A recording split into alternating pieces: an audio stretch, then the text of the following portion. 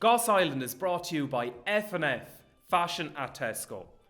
F&F at Tesco is your one-stop shop this summer season, with versatile pieces and wardrobe essentials to dress the whole family for a day out, a day at the beach, or a barbecue in the back garden. Hello and welcome back to Goss Island, brought to you by F&F, Fashion at Tesco. So this is our second episode of Goss Island. So we had our last one last week, which is kind of an introduction. So I'm Alan Cawley, again your host, and this week we have an absolutely amazing guest on. We have the hilarious Enya Martin. Some of you might know her as Giz a Laugh. So welcome on, Enya. How are you? Ah, stop! You're making me blush. I can actually see it there now. Well, that's the bronzer that I put on the but yeah. You thought you weren't going heavy-handed, but you did. Yeah. Come here, it's great to have you on, and look, we know you're a big Love Island fan. Can you tell us a bit about your Love Island journey? Yeah, well, I never watched it up until the point where Danny Dyer was on it. That was the season I started watching Love Island. Because, I remember I used to see like snippets and stuff and bits about it on social media. And it was always like halfway through. I was like, I'm not going to start watching it now. It's halfway through the season. So I said, I'll commit to it next year. And then that's when Danny Dyer was on.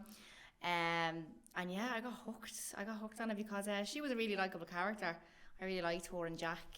And then and then the following year was Molly May and Tommy Fury. Yeah, they were really two. It was like Big Brother. It was weird to get like two seasons really good back to back. Yeah, they were the best seasons, the glory years as we call them. Yeah, and then I just started noticing it was kind of like not as good or on par with those two seasons, which we were only saying before the podcast that like it lost viewers like just the weekend gone, like with the recoupling, the first recoupling of the season. So I don't know, I think they just need to shake things up now because I'm even starting to get a bit meh. Yeah, because I remember last year now, the last season you were doing the commentary on Instagram as well. Yeah, that's a big commitment. It is a big commitment, yeah. It's 6 days a week, every week for 8 weeks. But I know, I don't have time to scratch my head now. Like. How did you find doing the commentary? Well, yeah, like I said, it is a big commitment, and then like you're kind of having to try to creatively stimulate, funny stuff and come up with content and stuff. But you can tell, like just like I said, with the viewership dropping off, like no one actually texted me this year being like, you're not doing any Love Island commentary, so it just goes to show how many people are actually probably watching it as well. Yeah. But yeah, it was missed. I remember the winter season that just happened. People were wondering where my commentary went, but again, it's a very full time. Oh yeah, thing. It really is. I'm sure, like for anyone that listening who may not know you, I don't think there's many at this stage, but like tell us a bit about yourself and like your career. Yeah, so I started doing videos on social media like at the end of 2014. So like December next year, 2024, will be 10 years. Like yeah, and I actually I look back on the videos that I done in 2014, which I uploaded on my personal page first. And like you can even hear it in my voice, like I sound so much younger. I like have that like puppy fat in my face and stuff. Like I'm only in my early 20s, like I'm 30 now. So yeah, I started doing that because I seen other people doing it, and I was always kind of like the class clown and like loved cracking jokes with friends and taking the piss out of them. And then social media came along, and I was like, oh, here's a way for me to showcase this to people who aren't my friends and family. Now I took balls. But I put up that first video, and I actually called it Giz a Laugh because it was going to be, a multitude of sketches, not just one character. And yeah, here we are nearly 10 years later, and I went into stand-up then eventually, and I'm still doing the videos, more so Instagram and TikTok now. Like it's mad to think of the platforms that have come along since Facebook. Instagram was still like pretty microscopic. Instagram was just kind of photo sharing, really, putting up your lunches or an old selfie back in the day. And filtering it to bits. And the little white borders around it. I remember that, like that's and then eventually I think I ended up putting stuff up on Instagram, and now Instagram will probably be my prime platform because I think Facebook, it's very PC brand. Like I started using the Reel feature on Instagram and Facebook. When I used to just upload direct videos to Facebook, I didn't use the Reel feature. And they weren't getting as much like engagement. It's like I'll try the Reel feature, and like now like my videos are getting like up to 1 million views, like because it's reaching people's pages who don't even know I exist. Do you know what I mean? Because I used to have to depend on people tagging their friends. Like now with the algorithm, like it's showing up on like someone's Facebook page in Louisiana, and like they don't understand Irish humour, like so like they do be commenting or not getting the joke. Yeah, because I suppose your name, even Giz a Laugh, is real kind of like a dub kind of term, and I suppose your humour is really totally, centred around. And it's the Irish humour as well, and you know, before like the real feature came along, I was in this bubble of just Irish people knowing who I am, like the odd English person. It would never make it to America, like onto their timelines or anything, because my accent's quite thick, do you know what I mean? So I think the minute they hear me, is it? I wouldn't have thought. But yeah, like I've had to like filter some comments and stuff. Like people just like can't take a joke, and I'm PC as it comes. Like I know like what line to tread on. But yeah, that's kind of the only downside of Facebook. I much prefer Instagram and TikTok. Yeah, no, I think that's definitely where that, especially for comedy as well. Oh yeah, people have a sense of humour on TikTok and stuff, like a dark sense of humour. But now I wouldn't be going there. But you know, people even tolerate it on TikTok. But Facebook is just different. You know why? Because I think a lot of the older generation use Facebook. Yeah. Yeah. Sorry now if any of the older generation are listening. We're not coming for you. But so like, do you think now? I know you said you're 30, which is still very young, and you're younger than me. I don't look. I know. No, you look young. But I know I don't look my age either. I'm not going to disclose that. But do you think now, if you are a bit younger, would you, and you were single, would you go on Love Island or a show like that? I don't know about Love Island. Like, I am just an overthinker. Like, I would just be constantly on the alert for red flags. Yeah. Like, hyper vigilant. Like, I mean, one little ick and I'm like, no. And then I just have major trust issues, and I wouldn't mind, but I've been in a 15-year relationship, and like we've been both faithful to each other, and I'd still be going on that thinking, now he has a red flag written all over him, he has cheer written all over him. Like, I'd be very reluctant to put myself out there, and it's a very emotionally intense environment, you know. Like, oh, very much so, yeah. Yeah, one Molly, like she's only on it a week, and many times she has been crying already, like, so it just goes to show like your emotions are very heightened. I don't think I'd be into being that vulnerable on TV. Big Brother probably, because that's a bit of crack, you know. Yeah, no, you definitely, and you mentioned Molly there as well, and so what we're going to get into next is just the first impressions. I suppose we're kind of over a week in now for this series of Love Island, and like what a week it's been. Like, there's been a lot of drama, a lot of twists, and even on the first night, what I noticed was the public had to vote who they wanted to be coupled up with, but usually they bring out all the girls or all the lads out, and this year they've kind of mixed it up, so they had a few lads and a few girls. Kind of, what did you think of that? Yeah, I thought it was good. It was different. Obviously, it was a change because, you know, they had the lads and the girls, and I think there was 4 of them that went in at the start, because, oh God, I just think it's so degrading the way they have them, like, each year. Like, say, some years it's the girls that pick, some years it's the lads that pick. Like, there's just a row of girls, and like the lads are just like, yeah, I'll pick you over there, and it feels like you're getting picked last in PE again, doesn't it? It's horrible. But based on your looks, which is even worse. It's so shallow. But I definitely think like there must have been a few like kind of welfare talks being like they're on television, like it's not sending out a nice message. So I think the fact that they get the public to choose isn't as bad now.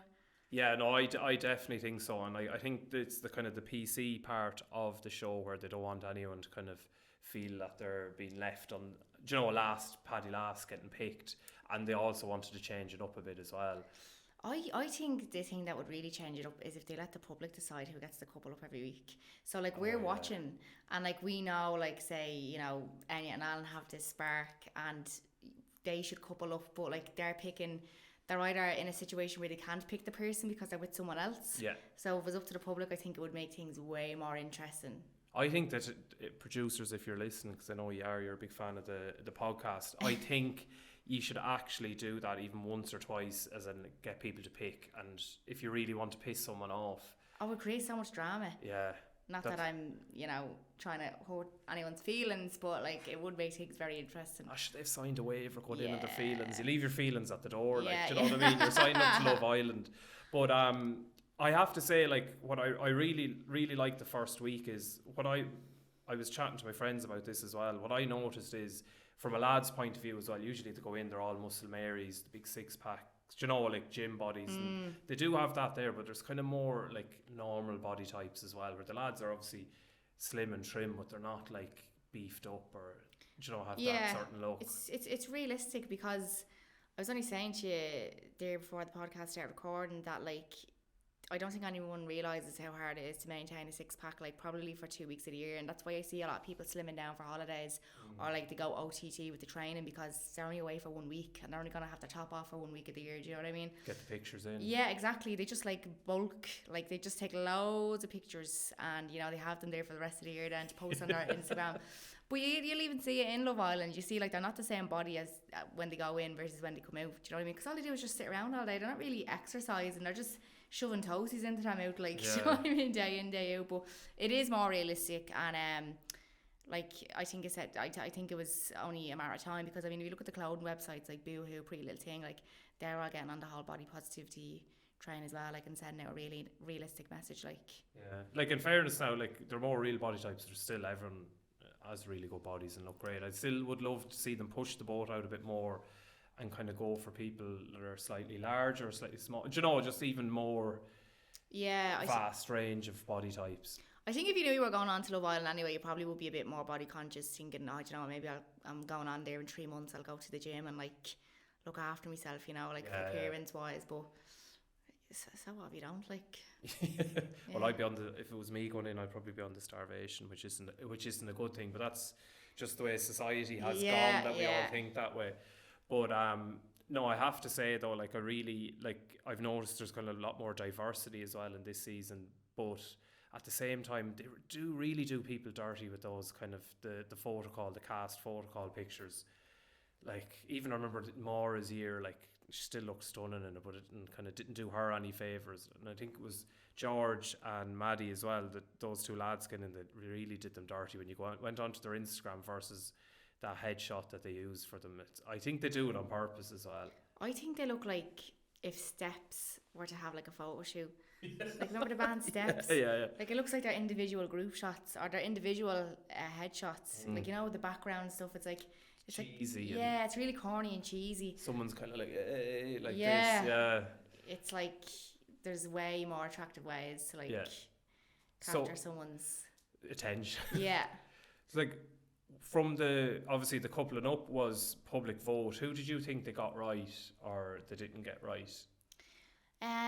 From the first initial one, like, who I thought, like, the Catherine and Andre were actually coupled up with on the first day when they went in, and I actually thought they got it fairly right. Like, you know, they're kind of both strong personalities, and they both said they fancied each other as well from the get-go, so they kind of got that right there, but obviously it didn't stay.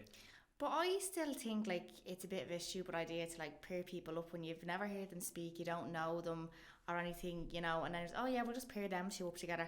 Like, you don't know what they have in common, nothing whatsoever. It's basically, they look like a good couple, but it doesn't mean they will be a good couple.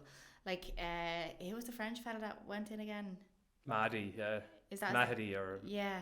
He got paired up with the Asian girl, what's her name? Rushi. Yeah, and I think she was probably one of the first Asians to be on Love Island.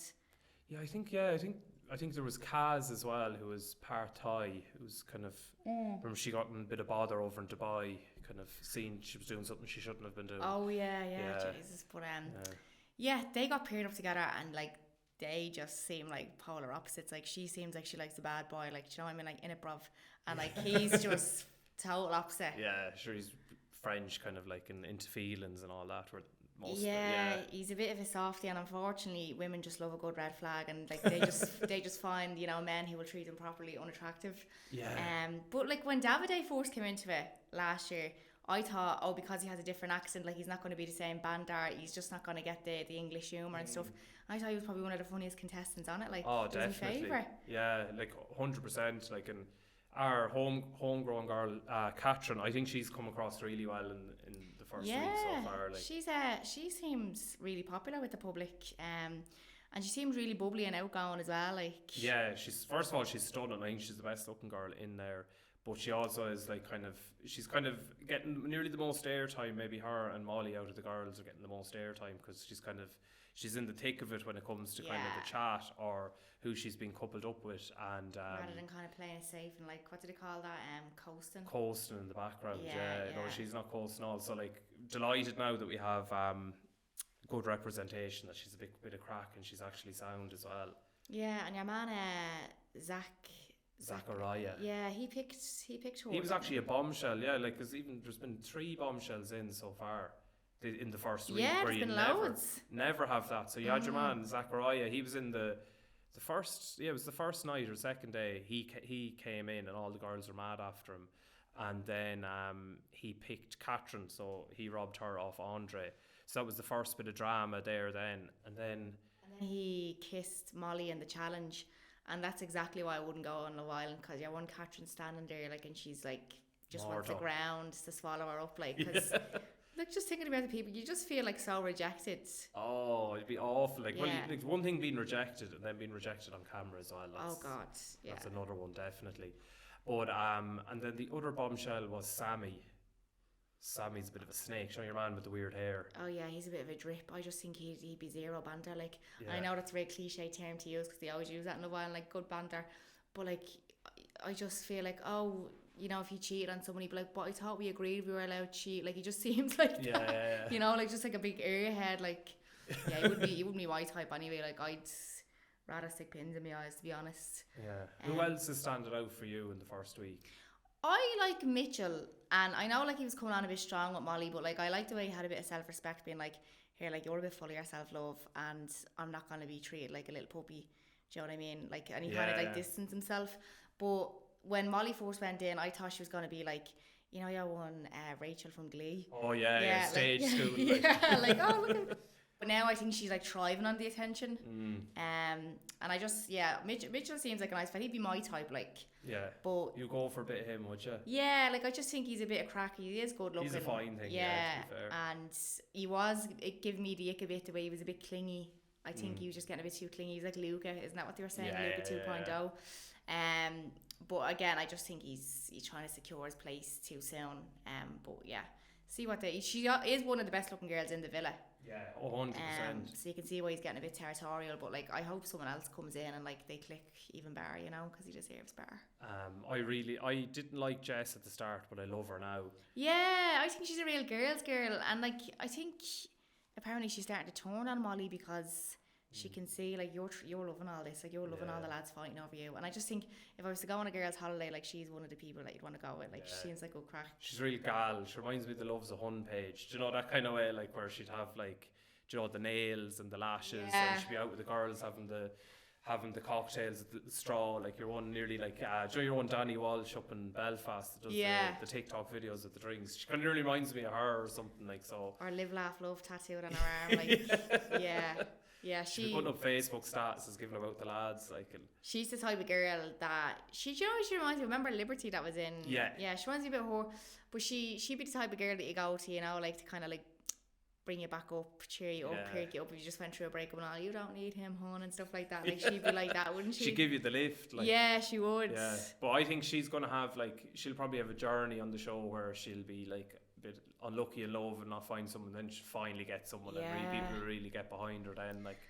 Do you ever just get when you look at some people who enter it, or in any reality TV show, and you're like, straight away on episode 1 they're going to be there till the end. Like, I think Jess is going to be one of them. I think, like, so Jess, maybe Catherine, like Molly, I think, even though like she's dividing viewers, but like I want her drama, there. She's interesting, cause that drama, stir the pot as much as you can.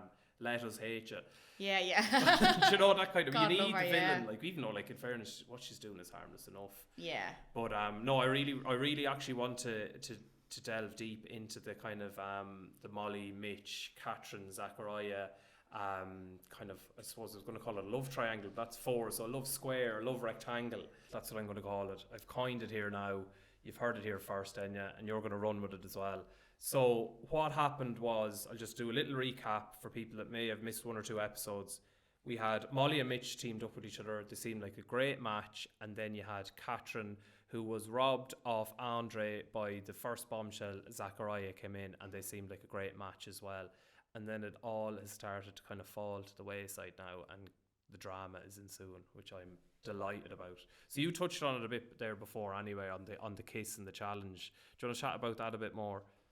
Yeah, so obviously Zachariah and I'm just going to call him Zach because that's a bit of a mouthful, Zach and Catherine got paired up, seemed to really like each other, and then Zach had an ulterior motive and just like gobsmacked Molly in the challenge. And then Catherine's kind of standing there thinking, what the fuck, like, you're kind of leading me on here. I think it was a bit disrespectful as well, especially, you know, if it had been going on like a week or so where like she can kind of spot them flirting and stuff like that, but it literally just came from one chat and he just like gobsmacked her then. Yeah, like in fairness, the way she kind of went at him as well, she wasn't kind of like, she didn't try and go for that viral moment and tear the head off him. She was like, oh look, what was that about? You actually, I felt disrespected, and he didn't really seem to give a shit, did he? No, and I think that says a lot about Pierce as well by the way they react to a situation like that. Like, do you remember Anna from Love Island? Oh yeah. Like, do you know what I mean? You're like, she was like in your face and all. Like, you'd actually be afraid to do anything with her. Like, yeah. Like, she'd keep it on your toes. But then I think it says more about Pierce when they have a mature response to it, being like, yeah, I think you just like that's a really good communicator, you know. Yeah, she kept saying she wants a man, not a boy, and he's showing boy behaviour now. But and if they're doing it in the villa in front of you, like. You always think to yourself, what's it going to be like when they start going to these events on the outside? She actually said that, didn't she? If that's the way he's acting here in front of me, what's it going to be like on the outside? Yeah, exactly. And you'd have wands throwing themselves at him, like, you know. When he doesn't have to hide. So, like, yeah, Molly and Mitch were coupled up with from the start, and they were both thrilled. They said it's who they would have picked. They're actually both she was wearing a red swimsuit and he was in red togs, so they were delighted about that. And they're both very good looking and kind of big characters as well. I felt a bit bad for him because he actually seems to really like her, and I know they're only in a few days as well, like, but it's all very intense in there. But he actually said to her, like, look, I really like you. I don't want to keep looking around for anyone else. Where she was saying she's open to looking into new matches and things like that. And yeah, I just think that screams, I'm not interested in you, but you'll do until someone better comes along. Like, you know, and that's I think that's why he distanced himself. He was like, yeah, well, I'm not going to be cuddling you or anything like that because I'm just going to be made look like a fucking idiot when someone better comes in. Then, you know. Yeah, it kind of makes me think that he's actually not playing the game too much and actually is not maybe. Necessarily looking for love, but he's actually looking for a bit of a relationship or even someone he likes to kind of couple up with, where she's kind of like, but I can get where she's coming from as well. She's in there with a bit of a glad eye. She's looking well, and there's all these. She has options. There's all these buckos, good looking lads coming in. She doesn't know where to look. She kind of wants everyone. So I can kind of get that as well. But I just wish she was a bit cuter and played the game a bit more and not kind of. Yeah, I think she thinks the grass is going to be greener. Because there's so many lads showing interest in her, because she's probably one of the nicest looking girls in there. That's not me calling the other girls ugly, but like she just seems to like be catching all the other lads' eyes, and I think she's loving that. So that's why she doesn't want to close herself off, because she can't kind of like enjoy that bit of attention if she closes herself off. And she's probably thinking, oh, the grass will be greener if I go with this fella or that fella, and then like she probably doesn't realise she's probably with the most decent one in there at the moment. Because you know he sounds like he has morals. Like even in his opening. Or his audition tape, or what would you call it? His intro? VT. His VT, yeah. You could tell, like, he just seems like a normal lad who just wants. He reminds me of like Jack from the season with Danny Dyer. Oh yeah, he's a bit like him, just kind of like you kind of people's prince or something. Yeah, a bit of a softie, like. Yeah. Not a bad boy. But she's also been hopping around with Sammy as well. She's kind of leaving the door. He's saying, is the door open? She's like, oh yeah, the door's always open. So I think if she was just doing it with your man Zach, it wouldn't be too bad, but she's now tipping away with Sammy as well, who's a bit of a snake in my opinion. Do you know what's going to end up happening? I think she's just going to end up on her own. She's she will. I think she's going to end up painting that picture of herself. She keeps doing that, like. But there's 2 new bombshells now as well. So like, there's one of them actually is Maura Higgins' friend. Yeah, and she looks gorgeous. I was looking on Maura's story, and I ended up going onto her page, and like she's actually gorgeous looking. And I think Molly is going to have her nose knocked out of joint. Like, you ain't the best looking bitch in the villa now. Like, but that's what's going to happen now. Like, she'll probably tipping away. We can see in the new kind of like spoilers, there's going to be more coming up with Zach. A new bombshell will be in. If they've any bit of wherewithal about them, they'll go straight for Mitch because he's kind of ripe for the picking. She'll be put out. She'll be back with her tail between her legs, and I'd say he'll still take her back. I know. I have a feeling, because I think he actually does like her. But what'll happen if he does take her back and they kind of settle down, there'll be a bit of a love arc, and it might be our first Love Island love arc. Because we love a love arc in Love Island. That's a lot of L's I'm after saying there now. Yeah, like the alliteration. Like Ekin-Su and Davide. Like that was like from enemies to lovers. Like that was brilliant. That was like some of a movie. Like someone wrote the script for it. But yeah, I think that's going to happen. But I think she's going to be so picky that some girl is going to come in and pick Mitchell and she's going to be left on her own and she's going to be sorry that she didn't stick with him at the start. Yeah. Like, she could be booted out at a recoupling, but I'd say the producers like to keep her in as well, because she's kind of like a focal point in the first week, and she's the main source of the drama as well, so we don't want that gone either. Like, we don't want Friend Island either. Yeah, she comes across as like one of those girls in primary school who always had the best birthday party, like, and you always wanted to be invited to it, like, you know. But she actually wasn't that sound either. Yeah, she was a bit of a bitch. What do you think of Ella and Tyreek? Yeah, that was really weird, the way on the opening episode, the way she was like, "Do you not remember me?" And he was like, "No." And I think he did remember, but he didn't. He wanted to deny it, so it didn't look like. Because I always thought if they did kind of half know each other, they weren't allowed to say it. The producers would kind of stop them. Because, you know, like, some of them probably maybe follow each other on Instagram, even though they might never have met, or they might have ran into each other at a party. But she actually openly, "Oh, I met you before at a party." The odds of the amount of people that applied for that show, and two of them end up knowing each other. And then he's like, "Oh yeah, no, I do remember. Yeah, your hair was a bit different." And I'm like, "No, you remembered it, but you just didn't. You kind of hesitated for a bit, but then you probably would have felt embarrassed that you didn't actually remember from the get-go." But I don't think they're gonna last. Yeah, was it Jess is saying that she's a bit possessive of him as well? Oh yeah, she seems like a bit of a head case, I'd say. Can you imagine her with a drink on her, like? Oh. Yeah. Take the head clean off you. Yeah. But she seems to, because she was a big personality when she came in, and she was like the first day or two, she was kind of one of the main girls. But she's kind of like, I suppose there's no drama on with her and Tyreek at the minute, so she's kind of like more of a background character compared to, say, the likes of Catherine, or like, remember Whitney? She's the third bombshell that came in. I think she was the third one. No, she was the second or third. I'm not even sure at this stage. But Whitney came in and she was full of personality and everything. Like, you know, she's the one that has the wig company. And she was coming down with the kind of the one-liners straight away, and she came in like a bat out of hell. Big personality, big character, and she was the one that actually sent poor George home. Poor old creator. Yeah, he was a bit of a cringe fest, wasn't he? I say he only got about 2,000 followers out of it as well. I know, like, God love him. He might get an appearance at the local nightclub, that'd be about it. Asking work, and he changed that hand in the notice to annual leave instead and come back. Like, you know what I mean? Like, yeah, I don't even think he'd be invited to the rap party. No, they'd be like, "Who are you again?" Oh God.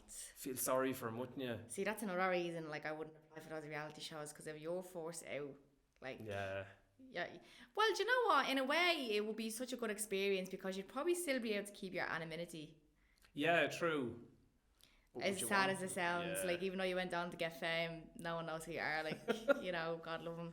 Speaking of that, actually, I wonder will they bring back any of the ex-Love Islanders? Because remember they had your man Adam back last year, Adam Collard. See, I don't agree with that, because they've already been on it. They know how to play the game, and like, he even said it himself, I think, like months after the Love Island, that series finished, when he got put back in last year.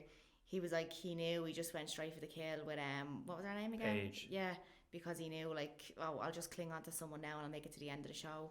Like, they didn't last pissing time then. Once they came out of Villa, like, because they had, remember last year as well, they had, or the one just gone, they had the two ex-Aussie Love Islanders, so Aaron and Jess. And Jess kind of went far with Will the farmer in the end. So that was kind of a straight, like, I suppose they're ex-Islanders, but like, we wouldn't really know them. I'd just be a bit apprehensive or reluctant, because they've played the game, and it just wouldn't feel like they're being their true selves. Like, they'll know how to, like, manipulate their character and stuff, and what the public like and don't like. Yeah, I don't know. Like, I'm kind of like, I wouldn't mind one person coming back in just for the bit of drama. I remember Liberty's Jake. Remember he was a bit of a villain in the end, because he was kind of like pushing Jake the Snake. Jake God, the Snake. It's mad how, like, I think you can only wear a mask for so long. Yeah. And then it starts to slip, like, but I didn't see it as much as all the other girls in there saw it. And, like, obviously you would have had to be in there to, like, really see, like, no, he's a snake. He actually doesn't even love the girl. He's just clinging on to her. It was kind of sad, like, to see, like, how he was just using her. Yeah. Because they were so far in that you probably wouldn't be able to get a chance to meet anyone else. I think a lot of people are like that, though. They're just better at hiding it.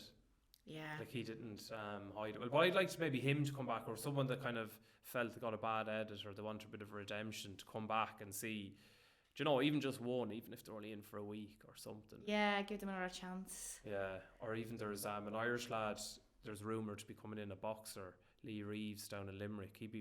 I was on his Instagram straight away when I heard it. Now he's a thick accent. Think Mora, but by 10. Oh, really? Yeah, so I'd love to, because like Catherine is in there from Dublin, which kind of has a soft dub accent, so she's easy to understand. Yeah. Where this lad is like way worse than I am. You like, wouldn't be long getting frostbite like. No, Yeah. he'd have subtitles. Probably, I would be surprised if they had subtitles up for him. So it'd be good if he came in with have two. Then it'd be kind of like the year with Maura, Greg, and Yolanda. Yeah, I think that's probably what he's just going to be known for. Like on Twitter, I used to love going on Twitter and like reading all like the memes and the hashtags and stuff. But if you just put in hashtag Love Island when he comes onto it, like I bet 90% of the teams are going to be like, what the fuck is he saying? Yeah. He needs subtitles, like, you know. Stop. Remember Maura coming in her first week saying fanny flutters in the Longford accent, like that was peak TV.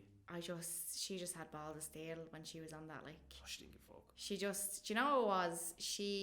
The lads got away with talking like that, but you wouldn't really hear the girls going on like that. So, you know, she was like, it's just so straight and all, like the things I do to that man, like about Tommy Fury, remember? She was a surprised feminist in a way, like for the viewers. Like. And you know, it's gas now that like her and Molly are like the best of friends. Like, I know. And it's just gas, like you tried to make a move with my fella, like I don't know how I'd feel about that now. Yeah. Come round for dinner. Yeah, I remember you tried to ride me fella. Yeah.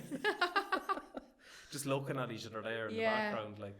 But I'm trying to think the other couples. Then you have Andre and Rushi. They seem to be kind of slowly kind of getting on quietly in the background, but they could be kind of dark horses as well and kind of go far in the show. Yeah, like I think there has to be like a percentage of Islanders who you just because they can't give the same amount of screen time to everyone. So who's ever drawn the drama, and like then you kind of say to yourself, like that kiss, was it like orchestrated? You know, the Zachariah and Molly kiss. I wonder, was it orchestrated? Like the shit store. I don't know. I think it was nearly like she seemed shocked, unless producers had a chat with him. Molly seemed shocked that he lobbed the gob with her. Catherine was shocked. So I don't know. Like I don't think he's the brightest. No, I don't. Do you know? So I think I don't think the producers will be able to produce him that well. Yeah. I think he just goes. A thought comes in. Yeah. And an action comes out, and that's it. There's no in between. Blood is going elsewhere. Yeah. Yeah. So I think.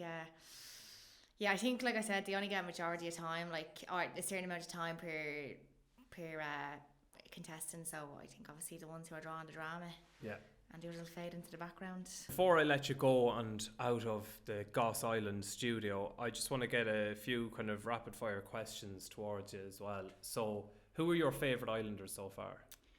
I'm still trying to decide, but Jess probably is one of them. In terms of the lads, I would say Mitchell. I do like him, and Jess and Mitchell. And out of the couple so far, who do you think actually who are coupled up with now will go the distance and could potentially win? I don't think any of them at the moment. Really? I think it's still really early days. Yeah, I originally thought Jess, Molly and Mitchell were like going to be the next Andrew and Tasha, or like Danny Dyer, Jack Fincham. But that took a turn for the worse. So yeah, it's hard to say. I think if they manage to stick together and have a bit of a love arc, I think they could win. Yeah, I'm calling it, but it's all dependent on what happens in the next week. And who's your least favourite Islander? Least favourite, it's nothing personal, but the French guy, just because he's been a bit quiet, and probably Sammy as well, because I just don't think he has personality at all. God love him. Yeah, mine would be definitely Sammy, because I think pure snake. Yeah. Like there's something kind of rat vibes off him. He's kind of schneery head in him. Joy kind of smiles, but it's more of a grimace nearly than a smile. He's not. Doesn't care who he hurts once he gets what he wants. Yeah, and girls wise, I don't think I really have a least favourite yet.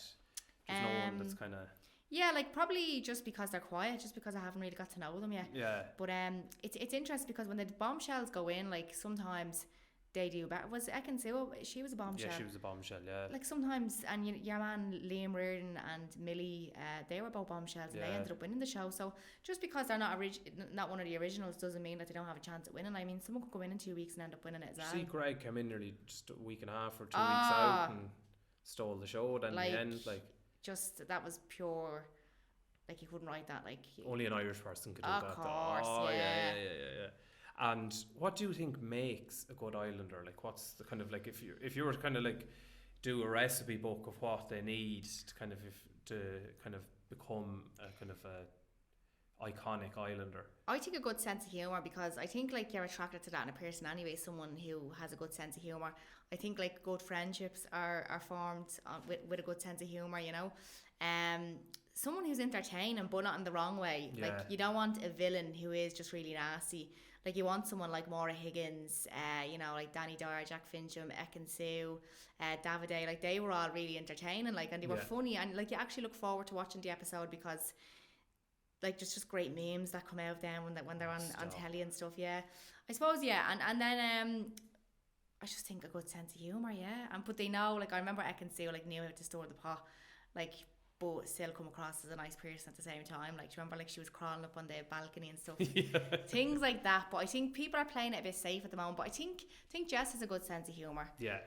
But yeah, I definitely think that's probably key. I don't care what you look like, if you can make people laugh. Yeah. Like people are gonna remember you. And someone that wears their heart on their sleeve, that's, you know, you can see that they're being their authentic selves and they're not putting on an act. Yeah, like you can definitely see straight through people when you know they're playing a game. Like I think like your man Will that was in it, like in the winter series, Farmer Will, like he seemed, when he kissed your one in a Casa Amor, like he seemed really genuinely upset, like it was a mistake, and you know. But then other lads, you can just see straight through them. You're just like, no, you're just a player, you know.